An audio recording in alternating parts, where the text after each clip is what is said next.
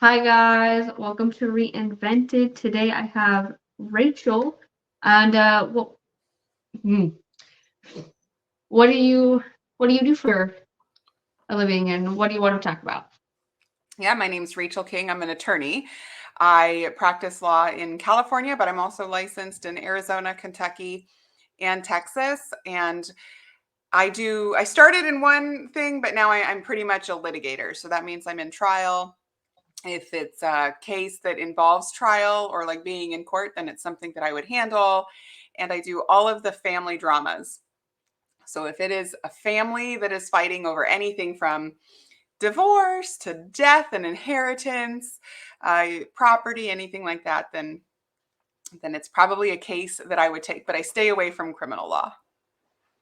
And I know that for like law, there's like general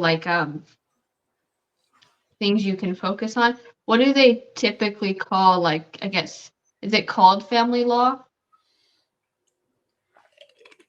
Well, so most people are most familiar with criminal law, right? Because all of the Yeah. TV shows are around criminal law, and it's the most probably entertaining. So we have two different things. We have criminal law and we have civil law. But those are very broad and they really handle kind of the code sections and the laws that are in place, right? So under criminal law, we have the criminal codes. In California, it's the California Penal Code, but every state has their own set of criminal laws, and that's the district attorneys. So the only people that are allowed to prosecute are district attorneys. It's not like you couldn't call me and be like, "Hey Rachel, I was punched in the face. I want you to put that person in jail." I don't have the ability to do that. That would be the district attorney that wants to press charges. If it's not that, if it's literally anything else, then it falls into the civil system. And we have a ton of different sections within the civil system. So I practice in the civil system and I do family law and I do probate law and I do some real estate law. So, me particularly, we have these other areas. Again, everything that's not criminal is civil. And within the civil system, we've got a lot of different areas. I practice in a variety of them. Again, but I specifically focus on cases that are in trial or in court, as opposed to like some attorneys might draft contracts, right? You're not in court if you're drafting contracts. But again, that would still be a civil area of law. So I personally do family law, probate, elder abuse. Oh goodness, what else? Guardianships, things like that. And how did you get into doing the different varieties of? Well, I wanted to be a lawyer. My dad's a lawyer. I come from a family of lawyers. I think probably when I was, I don't know, maybe 14 or so, I decided I wanted to actually be a lawyer, but I didn't take the most direct path. I joined the army, I did some other things. When I was finally getting ready to open my law firm, I decided I wanted to practice law my way and I wanted to own a firm. So when you're doing that, when you're starting a business, again, I didn't want to do criminal defense and I wasn't able to be a prosecutor. So then I fall on the civil side. And honestly, when you're first opening a business, you're mostly willing to take any customers that you can get. Family law was the easiest to get clients in. So I started in family law. For me, it was also very intuitive how the process worked. So I ended up starting in family law. From there, we I got some cases that had crossover issues. So a crossover issue is like, let's say in a divorce, you guys buy a house, and now you buy a house when you're married, you get divorced, and now we have to divide that house or figure out what's happening with it. A crossover issue is like maybe that there's some issue with the house that falls outside of the divorce that we need to deal with. So now we have to go over and do real estate. So I ended up being introduced to these other areas of law, like real estate, like probate, inheritance, elder abuse, kind of through the other cases that I have. And then over the years, I really found that I love being in court. I love going to trial. I hate drafting contracts. I hate drafting. Sitting behind a desk is not my favorite thing to do. I like to be on the move a lot, and it's hard for me to sit still behind a desk. So I created a practice where I don't have to sit behind a desk because I don't do well with it. And like, how do you think being like someone who likes to always be on the move, I guess, like helped you in the long run?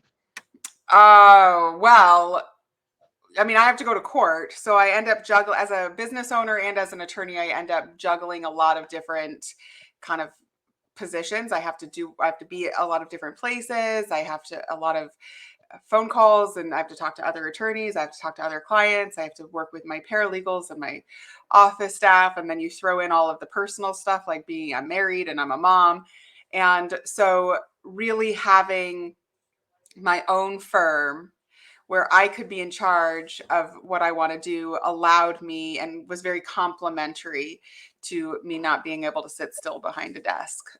And so I think they work well together because, some people would look at it and be like, oh my gosh, why can't you just sit behind a desk? And some people love it. They want to come to work. They want to sit down for the day and get their work done and then kind of leave it afterwards and be done.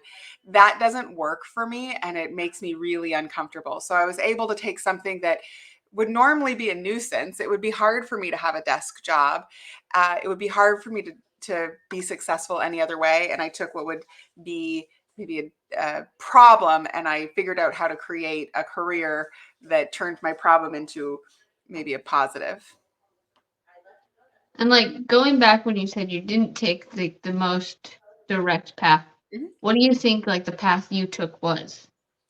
Well, I can tell you the path I took, and Yeah. it's not the most direct path because people think of the most direct path, right? If we're talking about tradition, then it's you go from elementary school to high school to college, college to your graduate program, and then you start your career, whatever that would be. If you're going to be a doctor, it's, college, med school, residency, doctor. For a lawyer, it would be high school, college, law school, bar exam, practicing law. When I was 18 years old, I was not ready for college at all. I tried it. I was a mess. I just honestly wanted to probably party too much and do my own thing. So I decided not to do that. That didn't go over very well with my parents. So I was cut off cut off financially, and that was a shocker when I was 18 years old. So I ended up joining the army, and I was in the army for about 7 years. Early on in my army career, I decided that the army was not a good fit for me. I don't do very well with people telling me what to do, especially when what they tell me to do is dumb. And the army is full of people giving orders to do things what I would consider the harder way or the wrong way. So I figured out pretty early on being in the army was not going to work for me, but what could I do to make it worthwhile? And they have really great education benefits. Again, I knew I wanted at some point to be a lawyer. So I used my army time to get my bachelor's degree, but also during that time I had a baby.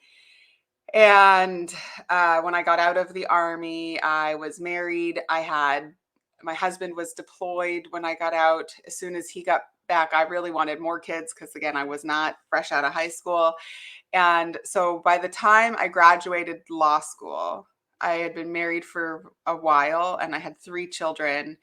And then at that point, I was like, oh, okay, I'll be a lawyer, right? But that's not the path, right? Mostly the path is you should do this schooling and then you should figure out your life and your career and your relationship. I kind of went a wonky way. I wouldn't change it. I think it made me very successful. I've done very well. And I think all of the little detours that I took of having a kid young and going into the army and getting married and being pregnant in law school, all of that really actually ended up having me learn some pretty amazing lessons that have helped me as we go. And do you think that there was like a lot of like I guess maybe pushback from like the path you decided to take? Well, I think everybody gets a certain amount of pushback because as people, we always think that we know best and that everybody should do things our way. But I didn't get I guess I didn't allow the pushback, but sometimes that I did get pushback, I got pushback along the way. I still kind of get pushback because I like to do things my way. So when I first joined the army, I got a lot of, I don't want to say pushback, but I got a lot of, oh my gosh, what are you doing? This is a horrible idea from my family because I didn't come from a military service family. I was the first one. Now we have lots of people in the military, but I was the first one. And maybe it was because of fear. Maybe it was because it was shortly after 9/11, but nobody liked the fact that I was going into the Army. So I got a lot of like a family. I was frowned upon for a bit by my family. And then you fast forward, they got used to that idea, but then I got pregnant and I wasn't married. And oh goodness, that was a whole nother, and I was young, I was 20. So that was a whole nother thing that I had to deal with my family. I come not from a super traditional family, but you know, they like things done a certain way. So I got a little bit of pushback when I was pregnant, and how was my life was going to fall apart, they thought, because who can do this? They got, of course, used to that idea when I had a baby and I didn't, die, I guess. After that, I still sort of got, my family got used to how I work, but I still get, sometimes they're like, are you sure you want to do that? When I had a baby in law school, they thought that's nuts. Who does that? When I said I was going to open my law firm, they thought, oh my gosh, that's crazy. Who does that? When I tell them I'm going to go on TikTok and make a lot of money on TikTok, they think, oh gosh, you're crazy. Who does that? But I have these fun ideas that I think are going to make my life fun. And my family and friends sometimes are like, oh, great. But at this point, they've seen me enough that I don't really get any pushback from there. Professionally, I get some pushback. I got some pushback as being a very young millennial lawyer. So when I became a lawyer, I'm a millennial, and we still had sort of the older generations that were controlling law. And so they didn't care for some of my ways. I still get pushback because I don't like wearing black suits into court. And so I get some of the older generations that will say, oh my gosh, like, what are you wearing? And I'm like, I'm wearing a beautiful suit. It just happens to be like bright green or something. So I do face pushback, but I think I can confidently say that at this point in my life, I've proven myself enough that people kind of know better than to say anything negative, because every time I've done something, it's turned out to be successful. Not that I haven't had my fair share of failures. I've done that too. And how do you think, like, I guess, thinking kind of like running things like for yourself and like, just doing it your way, how do you think that set you up for success? Well, if you do things because you want to, you're more likely to do them, right? This is true of every single person. And if you're a child or you're a parent alike, right? We're all children, and some of us are parents. When your parent tells you to vacuum and you don't think the floor is dirty, it's like the most irritating thing that you have to do, right? You push back and you're like, this is so dumb. I don't want to do it this way. And you might still do it, but you're not going to be into it. It's not going to turn out the greatest. It might take longer. I remember when I was a teenager, my mom used to have me vacuum every day. One of my chores was like to vacuum every day when I got home from school, and we had carpet, so you could see the streaks, right? That's how she knew, is if there was vacuum cleaner lines on the carpet, then she knew I did it. Well, that annoyed me so much as a teenager, because I'm like, it's not even dirty. So there would literally be times where I would pull out the vacuum and not vacuum and just make the lines, just to show my mom in my own head that like it didn't need to be vacuumed. That was dumb, and it was harder. I was making my life harder because I was doing something that I didn't want to do. Now, if you flip that and you start saying, okay, I'm going to do things that I want to do, as soon as you do them your way, then it becomes much easier. You're more efficient, you're more creative, you can create a little bit more with more ease. Habits come more easily, you have more self-discipline. And so I think having the confidence from a very young age, I think I was blessed to be naturally ambitious and confident and a little bit of a risk taker, gave me the power to say, I'm going to do things my way. And then even when I was doing things my way, good or bad, if they were Rachel's way and I was doing them, then I was better at them. I was able to accomplish whatever I wanted. And I think that would be true of anybody. If you're doing it your way, good or bad, right? If you want to be the criminal and you're doing it your way, you're going to be the best criminal that you could be. You're going to, if you're going to do something not criminal, right? You're going to be a lawyer, or you're going to be an artist and it's because you want to and it's what you love and you love, then you're going to be the best that you can be and you're going to take the steps to get you to where you want to go. So I'm a big believer in doing what you want your way, keeping an eye on kind of what your end goal is, what your dream is, so that you can stay on some sort of trajectory. And even if you get sidetracked or life doesn't happen, you just take the next step and put yourself right back on it and that's easier to do when you're doing something that you want. And how do you think, like, I guess your confidence helped you like shape who you are? I mean, being confident is a lot easier. If you're confident, you're probably more resilient. I don't know that my confidence, maybe misspoke earlier. I don't know that I was born with confidence. I think I developed very early resilience based on some of the things that I had to deal with when I was growing up. And I think resilience and the ability to kind of adapt and overcome, pivot, and not be just completely devastated and kind of paralyzed because of something can really build confidence. So I'm very resilient.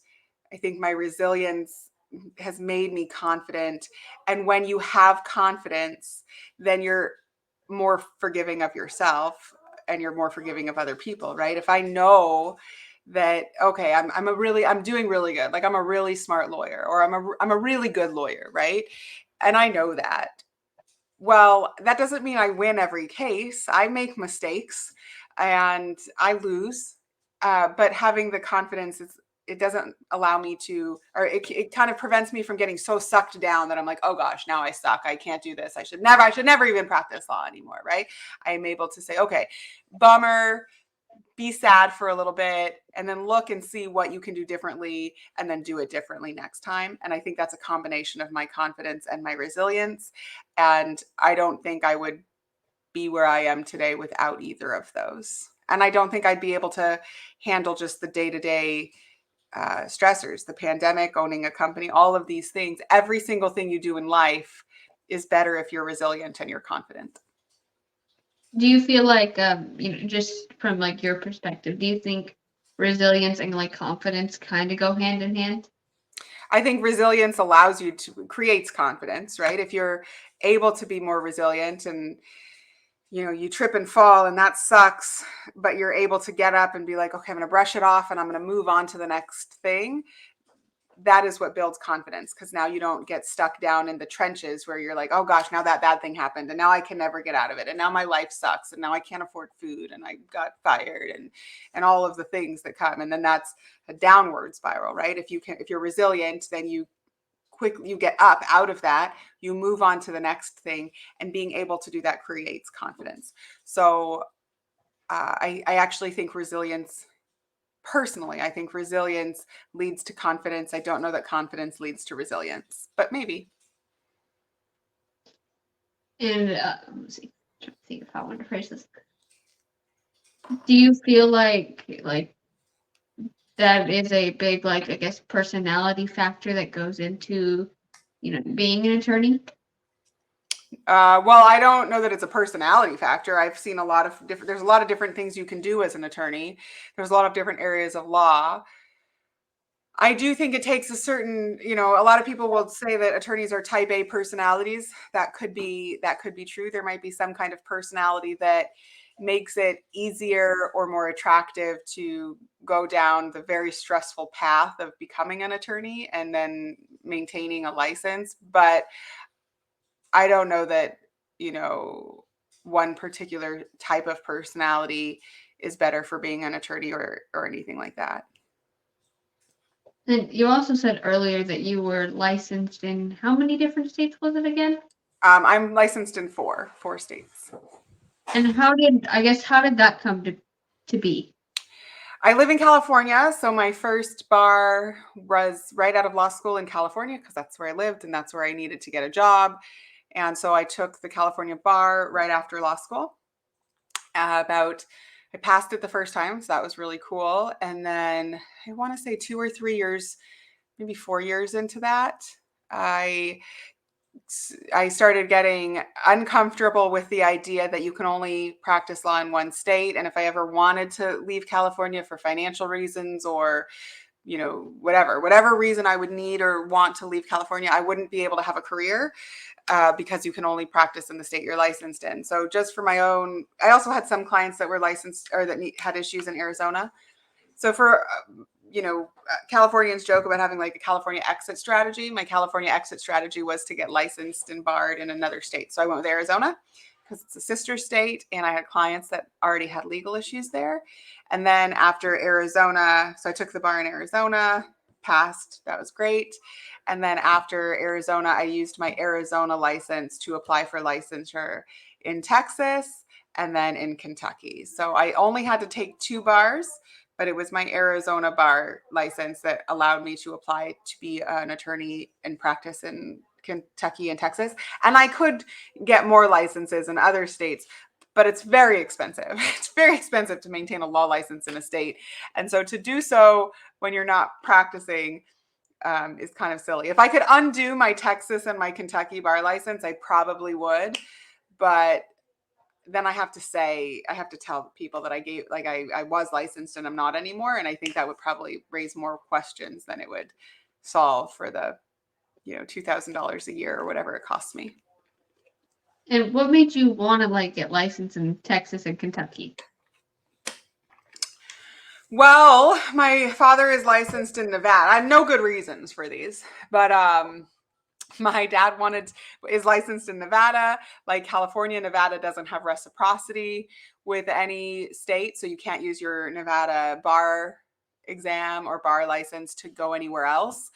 But a couple of years ago, or a few years ago, I guess, Texas created this new way of being licensed there, I think to attract people, where if you've practiced full time in another jurisdiction for 5 years, then they will allow you to like apply and be admitted. So I told my dad that because he always wanted another bar license out of Nevada, and I helped him get his Texas license. And then he was like, well, you should get your Texas license too if I'm doing it. And I thought, oh, and we can work together. But he doesn't live in Texas. So that was silly. But anyway, I said, okay. I was like, all right, Dad, if you're going to do it, I'll do it too. So I applied for Texas there. I have literally, I don't know, I don't say none. I think I don't do a lot of work in Texas. Most of my work in Texas ends up coming from California cases that have Texas issues. And then Kentucky, one of my paralegals moved to Kentucky and works remotely at the law firm. And I don't know, I think it was probably one of those conversations one day where it's like, that'd be a good idea. I could be licensed in Kentucky and we could do something. So I applied for licensing in Kentucky and I got it. What I realized about Kentucky and Texas is that they don't pay as much as California. So it makes no sense if I'm going to work 8 hours a day. It makes no sense for me to work 8 hours a day on Kentucky cases where I get paid far less than if I worked 8 hours a day in California. So for that reason, I don't do very many Kentucky cases. The only cases I've done on Kentucky are where it was like another state issue in California or Arizona, and they had part of it in Kentucky. And I guess, if you don't mind me asking, if you could get licensed in like another state, what state would it be and why? I would not. I shouldn't say I would not. I would only ever apply for licensing in another state if I was moving there. There's absolutely not another state that I would go and apply for licensing while in my current situation, living in California and having my law firm here. If I've learned anything, it's that it's not necessary, and I'm maintaining 3 other licenses, which come with not just money, but continuing ed requirements and a lot of different things. So the only reason I would apply for licensing in another state is if I was moving there and I needed to continue to work. And then I would, but that would be why, and that would be where. And is there like, because you said it costs like a lot of money for the license that you do have. Is there like training requirements that they make you do, maybe like yearly? Well, you have to pass the bar or somehow figure out how to get admitted. You can't just be a high school graduate and apply for a law license to practice. but if you're taking the exam or if you're trying to get in as an attorney practicing and requesting admission, you have to pay the application process. So I think they're like 50, 10 depends on the state, but most of them are over $1,000 for the application. And then every year there's continuing education requirements that change from state to state. Some states are like, oh, it's fine, you don't need to do any because you're in another state. Like, for example, California requires a certain amount of continuing education classes. Arizona, will say, well, since you took the California requirement, you don't have to meet the Arizona requirement. But Texas doesn't say that. I have to do Texas's requirement separate and Kentucky's requirement separate. So they each change what's required. Every state has a different minimum. Every state has different reporting requirements. And those are not hugely expensive. There's all different programs for them, but you have to at least do them. And then every year there's an annual fee to maintain your license. And every state that you're licensed in, those fees change as well. I think in California this year, they just raised it, but I think it was like $600 or something. And that doesn't seem like a lot, but when you multiply it over and over and over again, it's a lot of money. And so I think those are the only fees. Yeah, your state licensing, your annual fee, and then your continuing ed are probably your only annual fees. But to get in, it's expensive and it's a lot of time.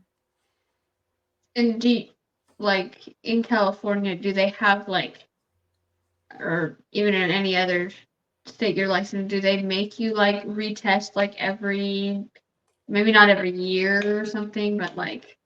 No, once you're admitted, you're admitted. You can practice law in that state until your law license is revoked or you turn it inactive. So I don't ever, as long as you meet your requirements and you don't get disciplined, knock on wood, or suspended or disbarred, you can keep practicing. And how do you like say you did end up like putting your like license as inactive? Like how does one go about that? I have no idea. I have no idea because I'm not inactive in any of the states. I just know you can go inactive because sometimes I look up attorneys on the state bar website and it says inactive. And then next to my name, it says active. I know there's a process. I have no idea how you go inactive, though. I've never done it. Good to know. Let's see. Is like what is I guess one takeaway that you have from like being an attorney? I mean, it's a cool job. I love it. I'm so glad that I'm an attorney. If I knew everything I know now, would I go through all of the stress of being where I am? Maybe. I can't even say I would if I knew about it in advance. It's pretty stressful. So I think it's always like the Debbie Downer piece of advice. But like if you are not interested in a high stress profession or you don't do well with adversarial situations, or you don't have self-discipline, you are not going to like being an attorney. Other than that, I think it's fun. I like to get paid to tell people what to do.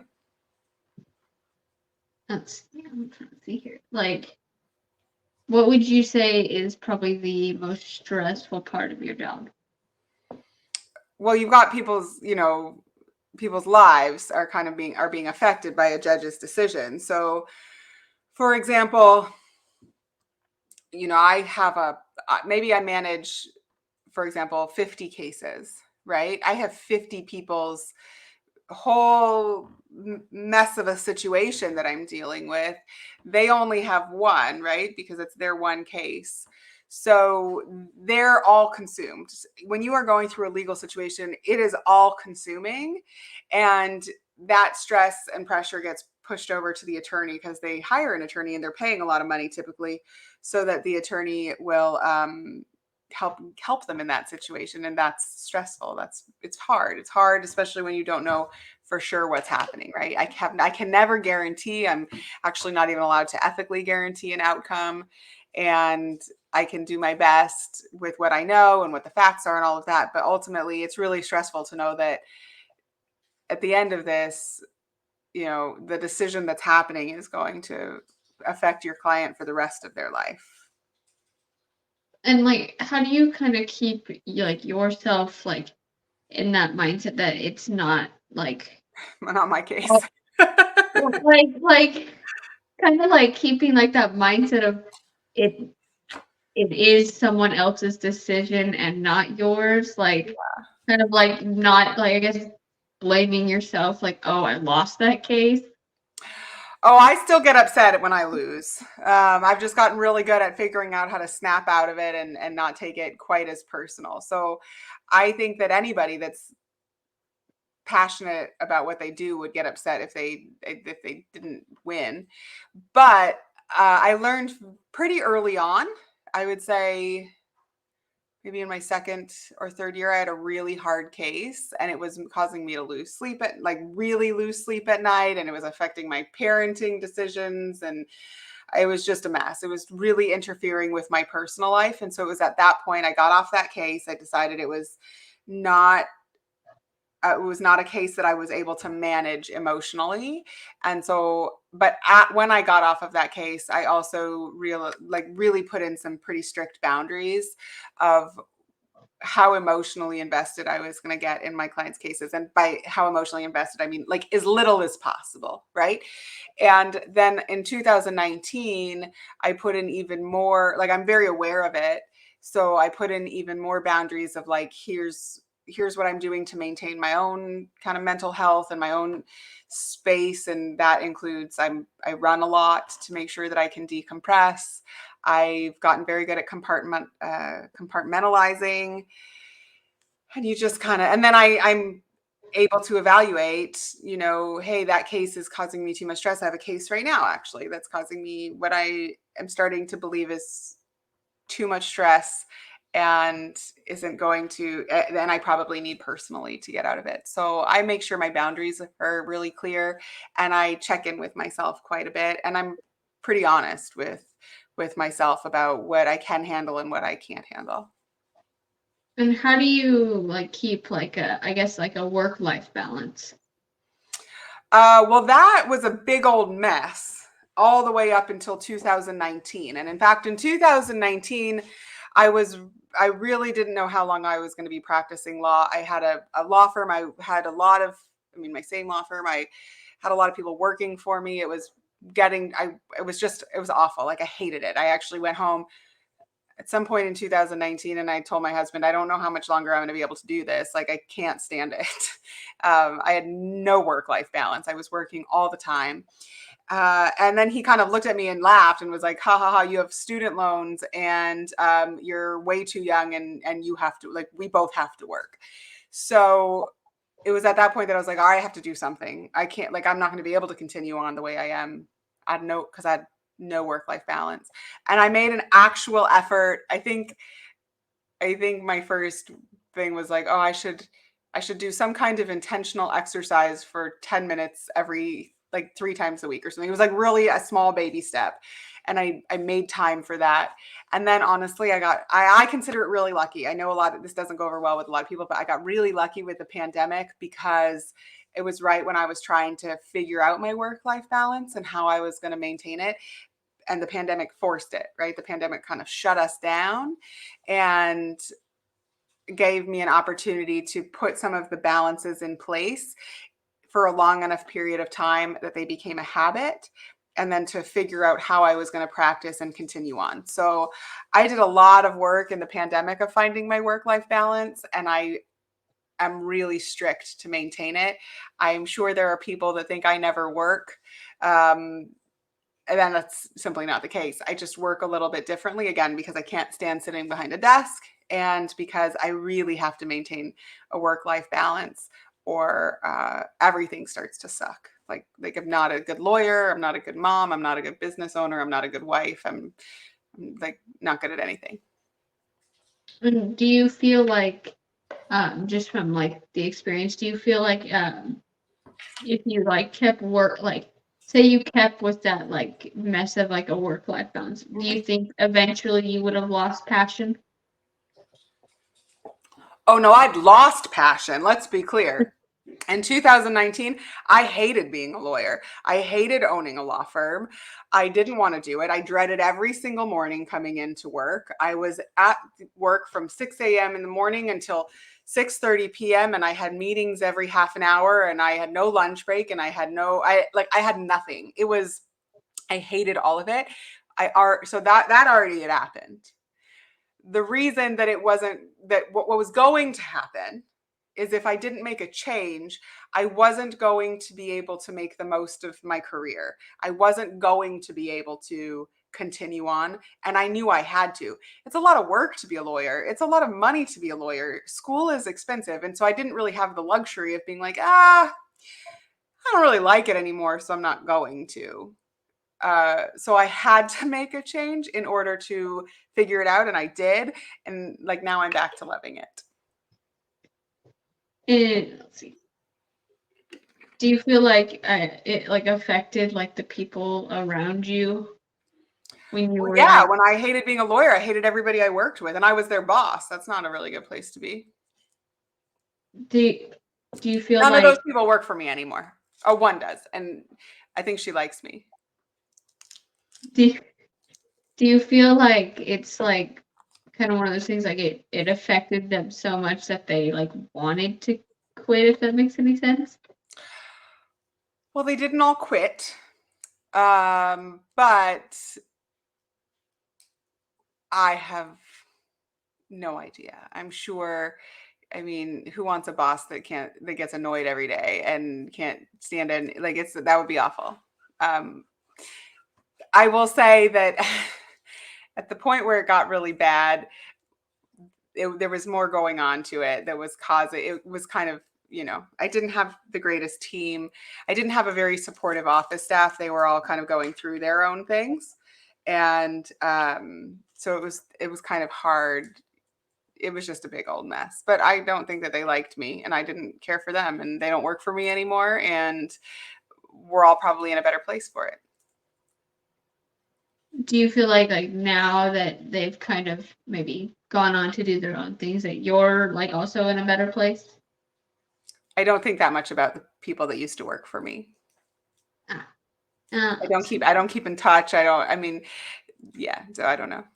I try and figure out what I could do to be a better boss and better employer and a better attorney every time I have something like somebody quit or I have to let somebody go to see what I could do differently. But I don't sit and, I don't sit around on like a Friday night and be like, I wonder what that person is doing now. And if they don't think about me. So I'm sure that I don't need to waste time thinking about them either. Not that I don't wish them ill will either. I think they're all good people, but I just simply don't give it that much thought of what they're doing, how they're doing, and whether they're in a better place. Everybody's in charge of their own life. And what is like one thing you do now that kind of keeps that work-life balance? I run. Do you feel like I guess maybe any like physical activity? Do you feel like that like it just kind of lets everything like go for maybe a stressful day at work? Yeah, so physical activity for sure. I mean, everybody's got their different way of handling it. I think it's really important to figure out what is going to make, what does it for you. But for me, it's running. It's not any physical activity. Like I really enjoy running. I really like the kind of repetitive nature of it. I like the challenge of it. I like the accomplishment. I like the runner's high if I ever, when I get one. So for me, it's really specifically running. And I've been told many times by my different office staff over the years that I should probably go for a run. And that's probably because I'm getting um, bitchy. So, How do you think, I guess maybe how do you think like running has helped you like tackle challenges? well, I mean, I think there's a lot of like case studies and that say that physical activity helps control cortisol. Cortisol is the stress, hormone, and this is a very stressful career. So I would imagine, I mean, for me personally, it helps me decompress and get out of my own head and just get rid of some of that extra built up tension or energy.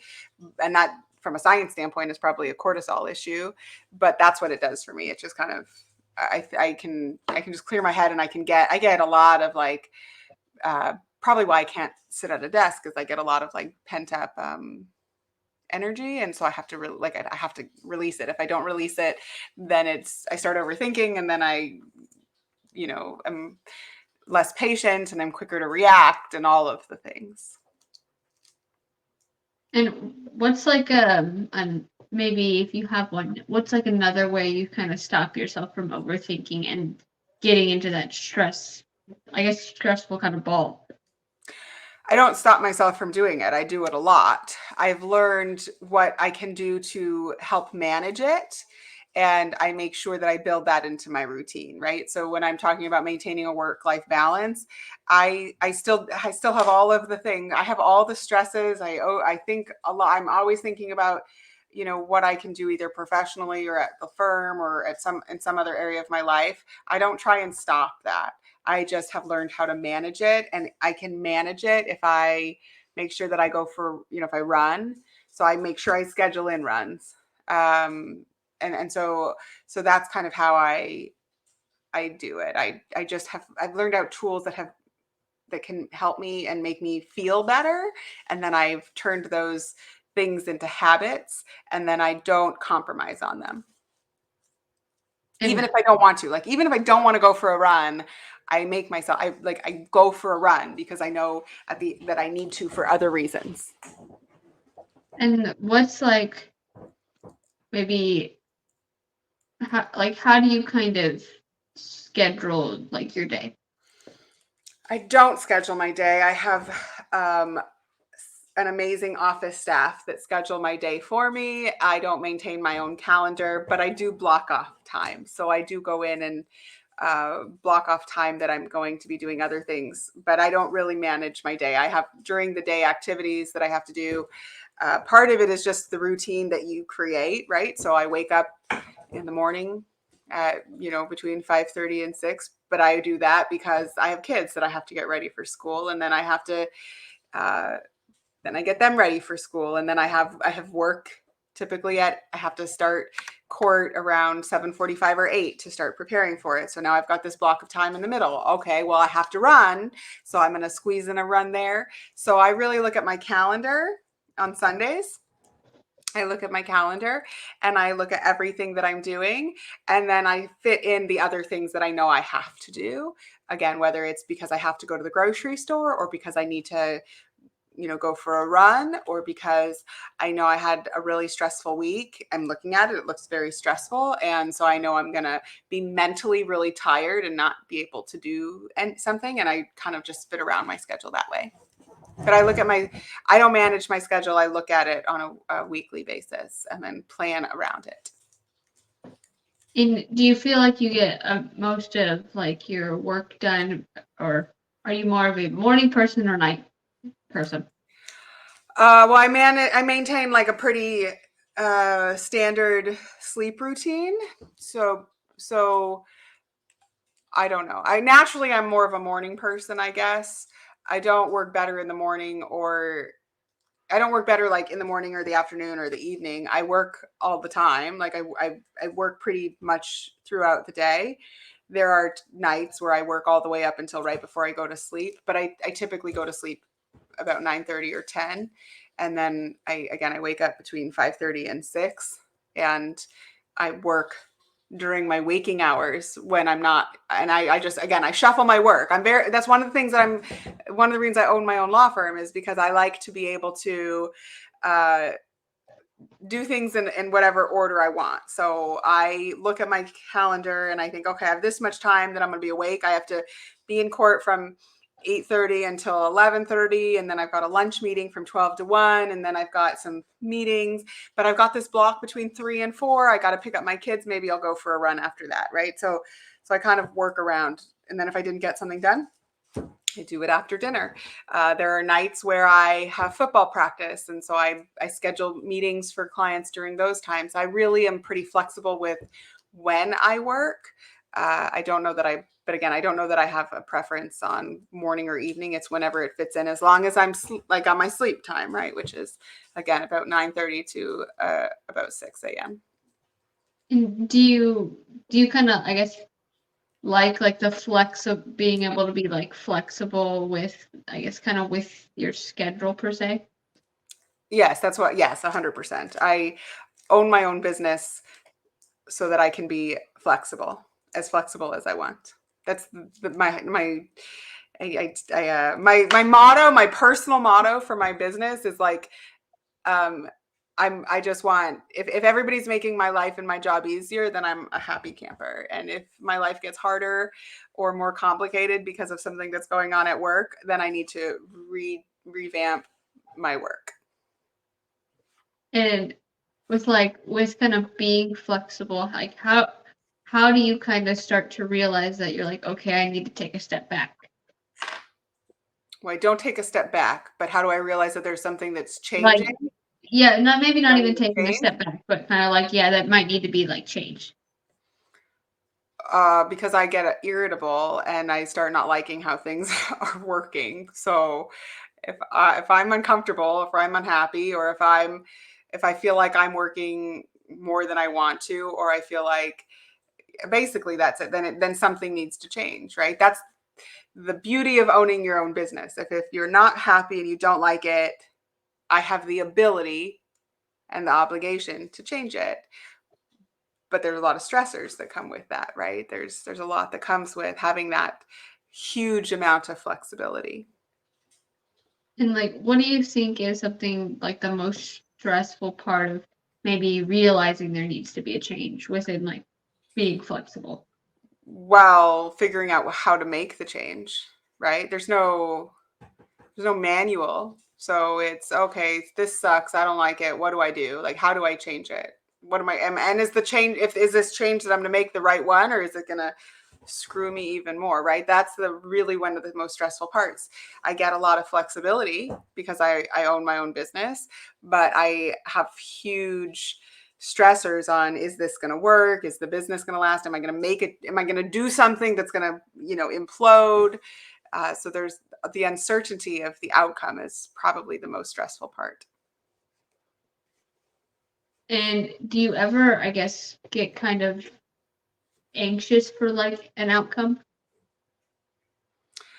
I don't think anxious. I mean, I consider the different outcomes. I mean, I do that not just personally, but also in every area of my life. I consider the possible outcomes. I don't have I don't get anxious. I'm a pretty fast decision maker, and I'm pretty okay with my decisions. I can delegate. Gosh, I'm probably my best quality is my ability to delegate and then move on. So I don't overthink things too much like that. And Again, like, I'm resilient. So if I make a crappy decision, I know I can just get up and figure it out. and when you delegate, do you like delegate kind of based off like maybe the need to relieve stress? I delegate based on everything I don't want to do. That is if I don't want to do it, it's going to be delegated. And I delegate everything. I don't want to take out my trash.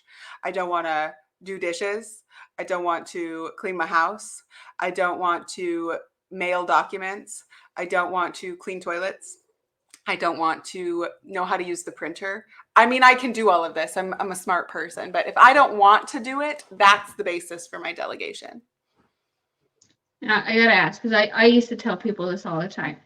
When you delegate, do you kind of like, it sounds mean, but do you kind of think of it as like, like you're like kind of the center of attention, if that makes any sense? Like maybe not the center of attention, but No, I you think make that it. I think that thought process uh, devalues the power and importance of delegation. So I do not think that at all.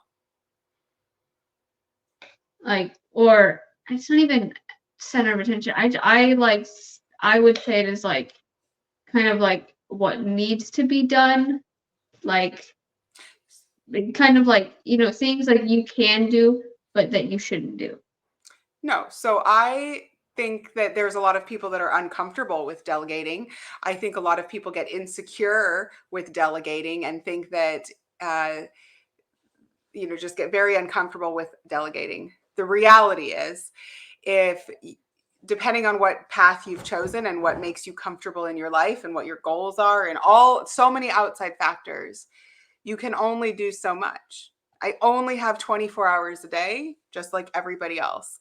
And I've got all of these other things I've learned about myself. I need to go for a run. I want to make this much money. My goals are this to reach this professional status, but I'm still stuck with the 24 hours a day that everybody else has. And so the power in delegation is to say, okay, what can I not do but needs to be done in order to get me there? And I'm going to delegate. But when I'm choosing that, because there's a lot of things that could fall within that category, I delegate based on what I don't want to do. If I love to do something, right, I'm not going to delegate that. I'm going to keep that for myself because I like it. I'm going to delegate another task or something else that has to be done within my little world, right? To make it happen. I love to cook. So I cook. I don't delegate cooking. I hate laundry. I don't do my own laundry. Things like that. Do you like, and say you do like delegate something to someone? Mm-hmm. Do you do you kind of think of it like if they like to do it? No, I don't care. Do you like what if they like in a hypothetical, like what if they told you like no, I won't do that? Then they shouldn't work for me. And that has happened and they don't work for me anymore. Was it like a one-time thing and done? No, I try to be an accommodating employer. Of course, as a business owner, I want Oh yeah. everybody to enjoy their work environment. I don't want it to be uncomfortable. I want to have a successful environment where people want to stay. But the bottom line is I'm paying for a job to get done. If they're aware of the job that needs to get done and they're not doing it, they don't want to, they shouldn't do it. They should either voluntarily leave or they're going to end up getting fired because it's not a cohesive environment. But this is not to suggest that I don't want to be the best boss that I could be, or I don't care about my employees' feelings. Of course I do. Of course I want to set everybody up for success, and I try and be patient and I try and do all of the things. But if I said I need this done and they said no, okay, bye. Like, go find a business owner that is still in business that doesn't have that philosophy. And like how do you create cohesion? Within the office environment, Yeah. I'm still learning. I don't know. I make mistakes all the time. I think teamwork is really important. I think personalities really matter. I think personalities matter a lot more than skill. So I try and have people work that all have the same kind of, work ethic, the same complementary personalities. But again, I'm still learning. My biggest mistakes in business have been as a boss and as an employer. So I'm not. That's not my specialty. Like what were some big takeaways, I guess, like in these mistakes? Not to be. I mean, to like everybody that works for me, but to know that it sounds really callous, but like every I can't expect that they're going to devote their entire life to me, and I can't be upset if they move on or if I have to let them go. Like, it's going to be okay. The business is going to be okay. I'm going to be okay. And that's probably the hardest thing, is to kind of keep all of that. I'm in my business for my entire life or until I don't want to do it.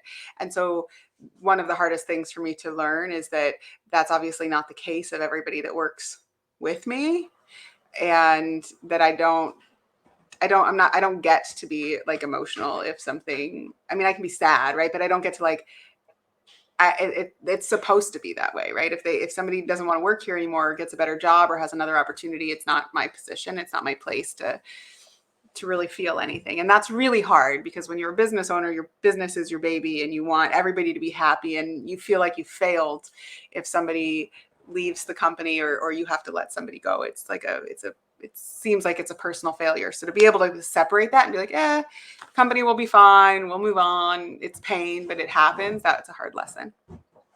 Do you ever feel like you get like if you have to like lay someone off, do you ever get like stressed about maybe telling them or like how you're gonna tell them?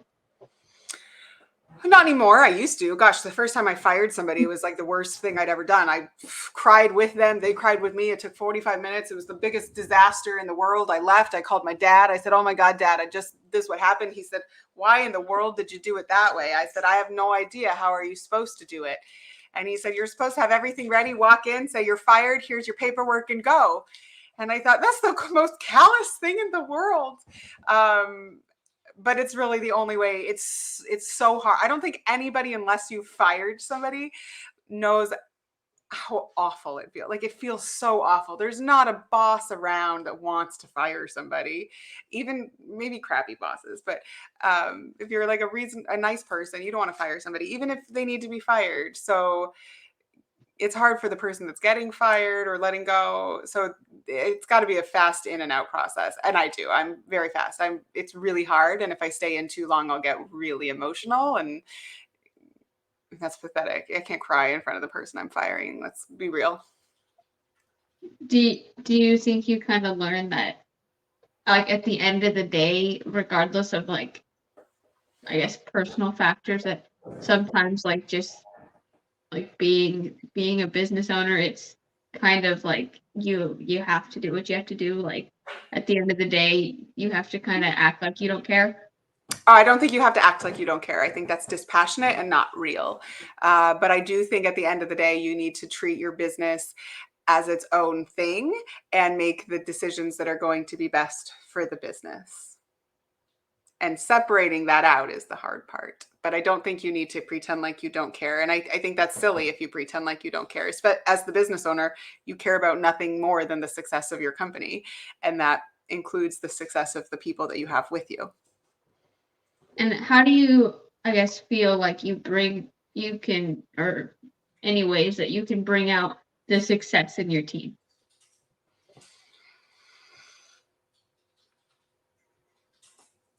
I try and be patient. I don't know. I'm learning as I go. I try and be patient. I try and be understanding. I try to be direct and to the point. I try to give everybody an opportunity to improve and to learn. I try to, be clear with my expectations. I try and not hide anything. It is what it is. I don't want it to be a surprise that I have expectations. I don't like it to be a surprise if I'm, want things done a certain way. So I guess that's what I do. And then I don't know. I think that's it. Maybe I don't know. Again, I'm that's not my area of expertise at all. I'm really learning as I go. I've had probably every bad thing that could happen as a business owner happen when it comes to HR or people working with me. Do you like learning as you go? Like also just from like experience, do you feel like sometimes it's kind of like a setback, but you're like, okay, I can still push forward? We have to push forward. I don't ever look at Yeah. it like I have to. Like I have no choice. This is my job. This is how I support myself. I am not luxurious enough to not have to work. I have to work. I'm the sole financial support of my family at this point. And so, and I know I would not do well going to work for somebody else based on everything I know about myself. I'm pretty self-aware. So it's not really an option to keep going. It's just, okay, that sucked. What are we going to do now? How are we going to keep going? And I'm resilient. So those kind of things don't bring me down. Just, that's too bad. That sucks. I let myself be sad for a little bit. And then I'm like, okay, pick up the pieces. Let's figure out the next step. Okay. I think I got two more questions. Yeah. What, if any, is there any like books or podcasts you like to read that kind of help you stay on track? No, I should really, really come up with some like really good, like motivational books that I've learned from or podcasts that I listen to. I listen to the stupidest podcasts and I listen to them while I'm running, and like Bad Dates is one of them, and Your Mama's House, or I think is what it's called. Anyway, I don't read very many exciting books. I read fiction. I do read every day.